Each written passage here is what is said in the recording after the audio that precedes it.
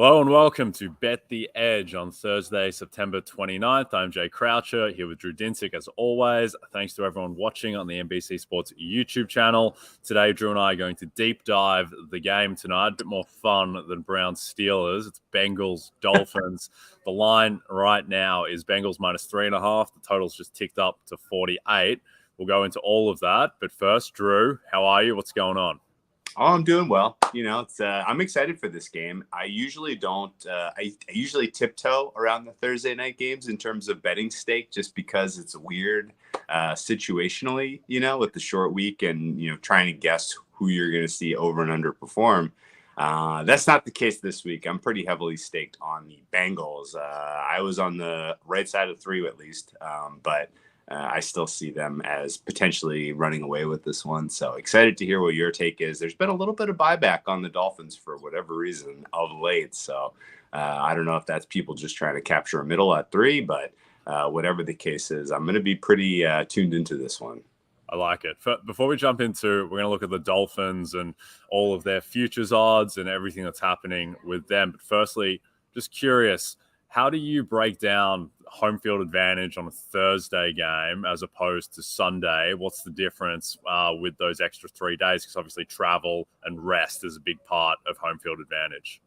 Yeah, so the biggest aspect of that to me is much more about coaching experience, right? If you have an experienced coach, I think the home field advantage is for the away team in particular.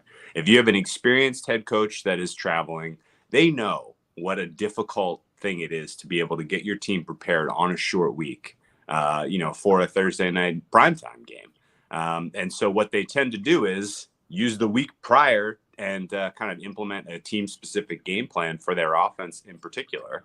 And so, you could do a couple walkthroughs, you keep your team relatively, lightly practiced, and then you travel and you're prepared to go.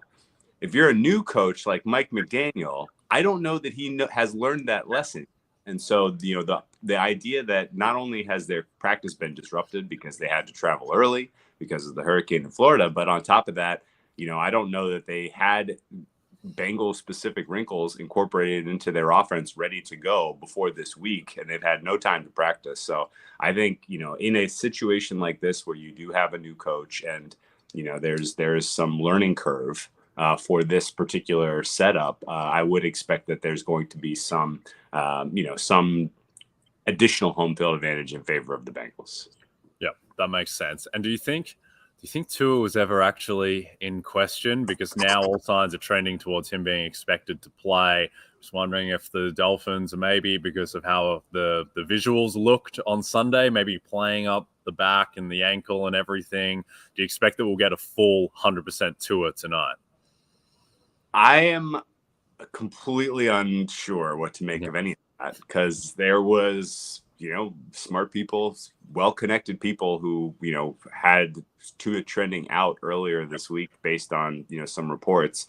But at the same time, if you're the Dolphins and you're trying to sidestep any scrutiny over putting a concussed player back on the field, then you would play up the back injury this week. So it checks out that might be what's going on, a little rope-a-dope there. But I think setting that aside, I wasn't really overly impressed with the level of play we saw from Tua in that Buffalo Bills game. He made one nice deep pass that was basically the game. And other than that, there was still a lot to be desired for how he was operating, even against a defense that was missing a lot of its best players in the secondary. So, I think expecting Tua to be as dynamic as what we saw against Baltimore, I think is asking a lot out of him, considering what he's dealing with, or not. That makes sense. All right, let's jump into some Dolphins futures markets. So just to run through some of their odds, they are minus 400 to make the playoffs now, which is shortened significantly since preseason, plus 350 to miss. To win the AFC East, they are plus 225. To win the AFC, they're plus 800, which I would not touch. And then for the true believers, Tua Tagovailoa is plus 2,000 to win MVP. Are there any Dolphins markets that you're interested in? No, not at those prices. So a couple of things to kind of keep in mind about the Dolphins. They have yet to go through a playoff run.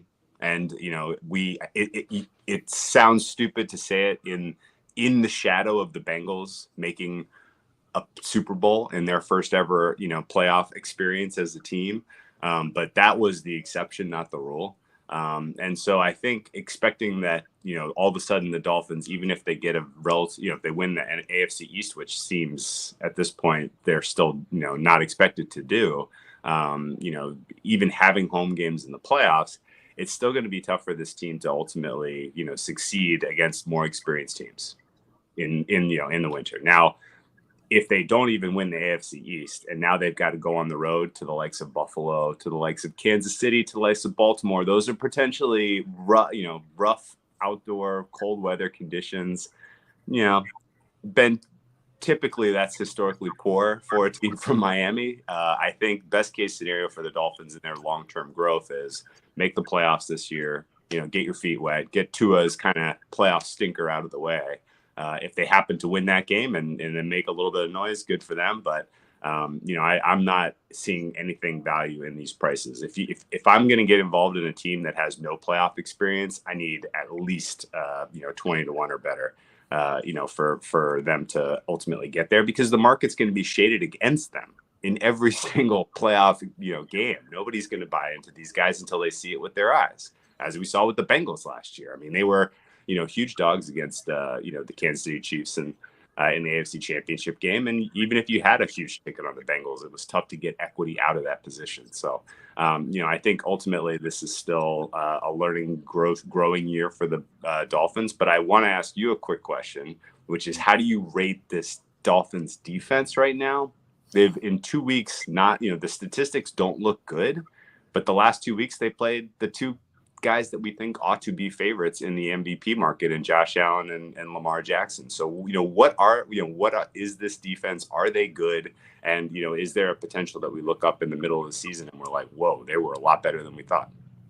Yeah, I mean, they were 10th in DVOA by defense last year. Right now, they're 24th. There's no opponent adjustments baked into that yet, though. I think that, there are reasons to believe that they would be worse, and that Brian Flores is a defensive coach. That's his side of the ball. That's what he did in New England. So I'd also think that tonight will be a really interesting matchup, because the Dolphins, more than any team in the NFL, outside of maybe the Ravens, they are associated with blitzing. And when you blitz Joe Burrow, the whole thing with Joe Burrow is that he runs into trouble if he's only getting rushed by 4, and then he hangs onto the ball and he thinks he's Superman avoiding these sacks. But against the blitz last year, he was the best quarterback in the NFL. So I think that is a reason for optimism behind the Bengals. But yeah, I wouldn't, not writing off this Dolphins defense. They really should have had a pick 6 against the Ravens, against Lamar Jackson. Xavier Howard dropped it. They should have picked off Josh Allen 2 or 3 times. So maybe that would flip it a little bit. I don't think this is going to be a bad defense, but I don't think you can count on this being a top 7 or 8 defense, which is probably what might have been a higher end expectation, but a realistic one coming in to the season. I'm with you that I don't really want a part of these Dolphins prices that we're looking at right now. The only Dolphins investment I have, which I spoke about last week, was backing Tua to lead the league in passing yards at 20 to 1. That's into plus 800 now on PointsBet. I don't really like the plus 800 just because Josh Allen, as you mentioned the other day, he might throw for 6,000 yards at this rate. But certainly I think that Tua, mainly because of his schedule, which is the other thing where, one market that we haven't mentioned is Mike McDaniel to win Coach of the Year. He's second favorite at the moment. He's getting very short. But as we've spoken about, when it comes to money time in that award, the Dolphins close at San Francisco, at the Chargers, at Buffalo, Green Bay, at New England, before playing the Jets in Week 18. So that's a brutal schedule, which is part of the reason I like Tua's passing yards, just because I think he's going to be throwing a lot, but a reason that I would be against Mike McDaniel. All right, before we get into the Bengals, just a reminder, if you don't have the NBC Sports Predictor app, go download it now. The contests are free and easy to play, and you have a shot to win thousands this weekend by predicting what will happen in college football, Major League Baseball, on the NASCAR circuit, and in the Premier League. There's also $100,000 up for grabs by guessing the outcome between the Chiefs and Bucks in our Sunday Night 7 contest. All right, let's jump into the Bengals. Obviously, they made the Super Bowl last year. Hasn't started off so brightly for them. Just going to run through, again, a few of their futures markets. They're underdogs to make the playoffs. They're plus 115, minus 135 to miss, plus 325 to win the AFC North, which I think might be the interesting angle. 13-1 to win the AFC. Don't love that. And then Joe Burrow, 25-1 to win MVP with the amount of picks that he's thrown. That's going to be an uphill battle for him. But AFC North, plus 325. Any interest on that, Drew? I don't get that price at all. I think that is very bettable. Right now, the Bengals are expected to win their Thursday night football game. It's not a done deal, obviously. Any NFL game is it's an oblong ball that bounces in funny directions. Things can, crazy things can happen, but they are set up with as good a situation as you'll ever find to get a win and to move to 2-2. Over the first quarter of this season, they came in very rusty in offense because Joe Burrow basically missed the entire preseason with the appendix injury. And then in general, having succeeded beyond their expectations last year, it's not surprising to see a team come in with a little bit less of a chip on their shoulder. Like that happens every single season. And through the first quarter of the regular season, they have played their way into a little bit better form and a little bit better form. The defense, I think, is fine, and the offense is starting to shake off some of the rust. I think tonight is sort of the breakout, and then from this point forward for the rest of the season, I think people are going to properly rate the Bengals team as among the top in the AFC. That said, I think the Ravens are very much live for that spot, but they are home hosting the Bills this week as dogs. And then next week, it will be primetime Bengals-Ravens, which I expect to be at or under a field goal. So the fact that there's a big disconnect in price for AFC North is very, very tough for me to wrap my head around. I think realistically, this is going to be, a very different market in about a week and 2 days. And it'll be fun to talk about how the Bengals are sort of a stock-up team, I think, after they beat the Ravens next Sunday night. Yep, I'm with you 100% on that. I think the disparity is way too big. The Ravens are minus 135 to win the AFC North, despite only being 2-1. The Bengals at 1-2 plus 325. I do think as well. I mean, it's often folly going into historical past matchups and trends and everything, but I think there are real reasons to believe that the Bengals match up really well with the Ravens, just because the Ravens have shown over and over again that they have trouble with speed, with deep passing against the secondary, and Jamar Chase is just about the best weapon to unlock there, and T. Higgins and Tyler Boyd not too bad either. So, I mean, just with how the Bengals, particularly in I don't really care about the second matchup because it was like Josh Johnson or whatever, but that first matchup, they lit up Baltimore. Jamar Chase had Marlon Humphrey's head on a swivel. So I think that there is reason to believe there is a bit of an edge there. And obviously, if they're able to go 2-0 in that matchup and get the tiebreak and also register 2 losses on Baltimore, that really sets you up for the division. The Ravens -3 is the look ahead. I think that will close like 2 or 1.5 even. So I think there's some movement to go there. I do worry about the Bengals' upside in terms of winning the AFC and everything like that, but I do think the division is certainly worth a look.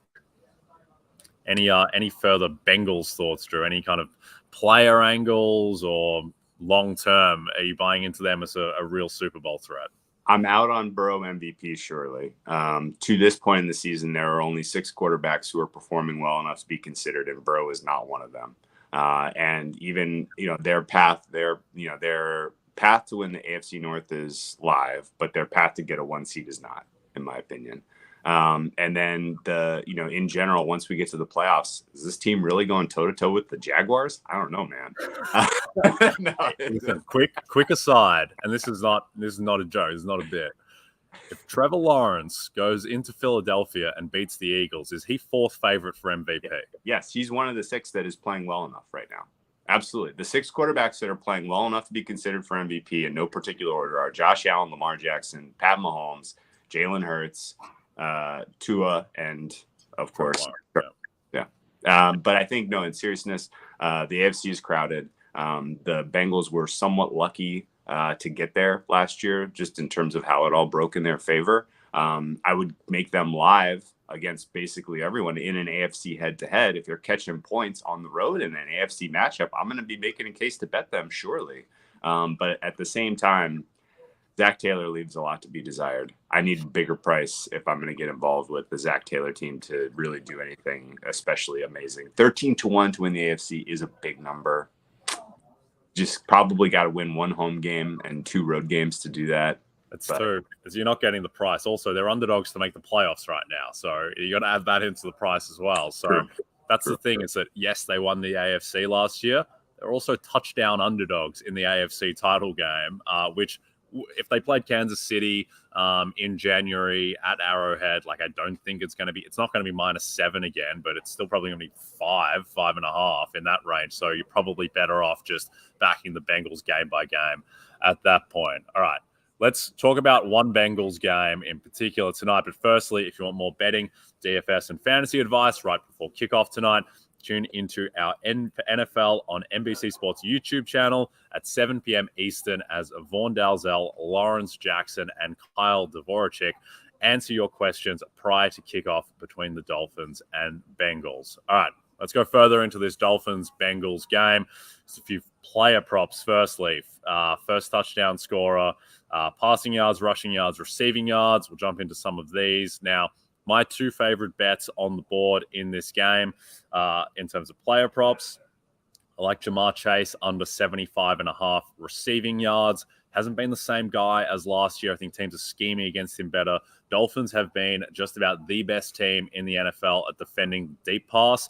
They're selling out to stop deep passes. That's why there were no big plays for Stephon Diggs or Gabe Davis on the weekend, and there was a lot of Devin Singletary, a lot of short passes, which the Dolphins are awful at defending. So my other bet is Joe Mixon over 21.5 receiving yards.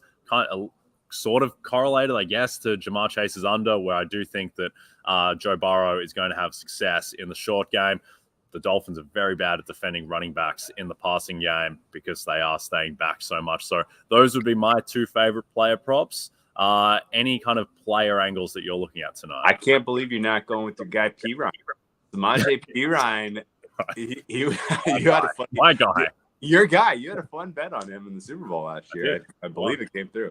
Yeah, it did. But under 5.5 rushing yards or something. And then he gets the carry with the season on the line, which everyone is thinking, oh, this decides the Super Bowl. It's like, no. Super Bowl's irrelevant. It decides Samaje Perine over under 5.5 rushing yards. That's right. But he showed actually a little bit of pop, I thought, last week. And I mean, the Bengals running game has been tragically pathetic. But I do think that P. Ryan at least is giving you a little bit of pop. So him getting involved at least out of the backfield seems like a realistic possibility. I know they like to use him in that capacity, but I agree with your Mixon look as well. That should be the angle of attack here. You mentioned it. Joe Burrow is going to get blitzed. He's going to pick this team apart.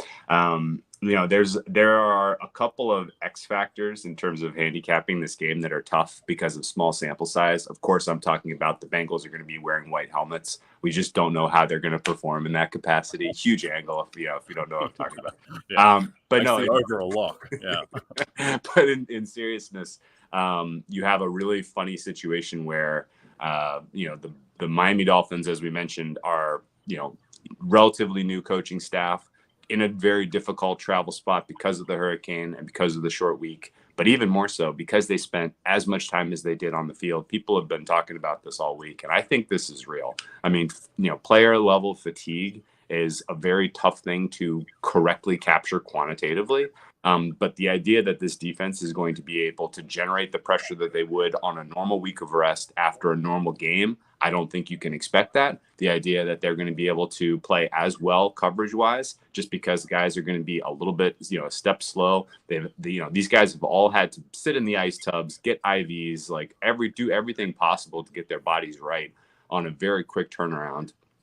I think that it is entirely expected that they're not going to look as sharp as we have seen at times from this unit. And I think ultimately, that should open up a ton of doors for Cincinnati to get it done however they like in this game. I think there's an expectation that the pass rush for Miami is going to be able to get home on Burrow because of, just in general, his, propensity to take sacks throughout his career, in particular this season.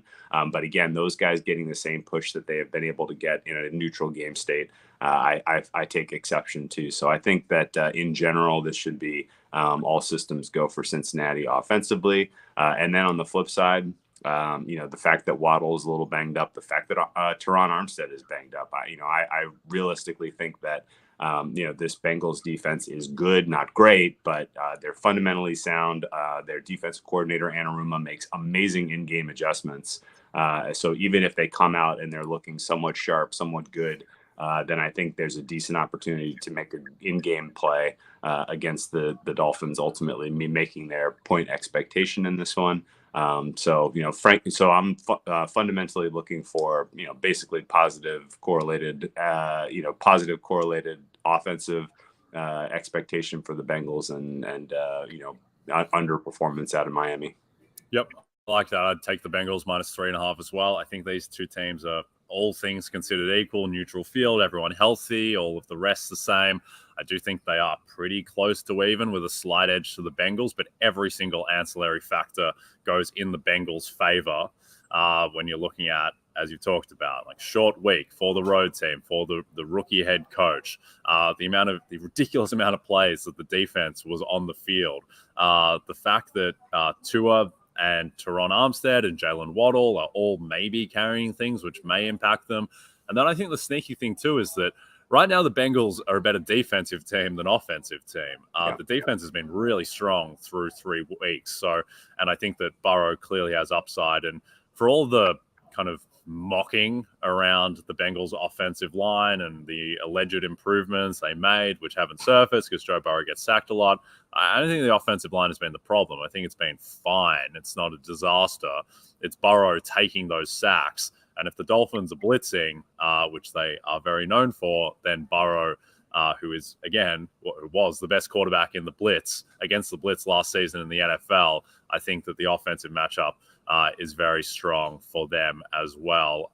Also, it's hard to weigh in like emotional letdown factors, which are usually a fallacy, but Dolphins just played Patriots, divisional rival, Ravens in an incredible match, and then the Bills, whereas the Bengals have been playing the Jets. So I do think in terms of just, amount of time that we dedicated to game planning and all that type of thing, I would think that the Bengals, they should be pretty well prepared. Now, just lastly, before we wrap, total has ticked up from 47.5 to 48.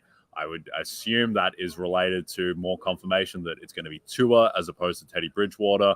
Any side that you like on the total, and do you think it closes at 48? I think there's going to be some late under money that probably ticks in here. Again, even though I am bullish on what the Bengals offense may look like in this one, the over only gets home if the Dolphins get to 20 points, in my opinion. Yep. And that I don't know if is I don't think that's in the cards, really. If they get even if they get a healthy first half performance, I would expect ultimately that the Bengals defense wins some 1v1s. But I think there is a realistic chance we see like a 31-3 kind of game, and we're like, wow, that game stunk. But at the same time, you got to watch this, because this is, like, as I project out how the rest of the season goes, this is going to be a playoff game. This is 4 or 5.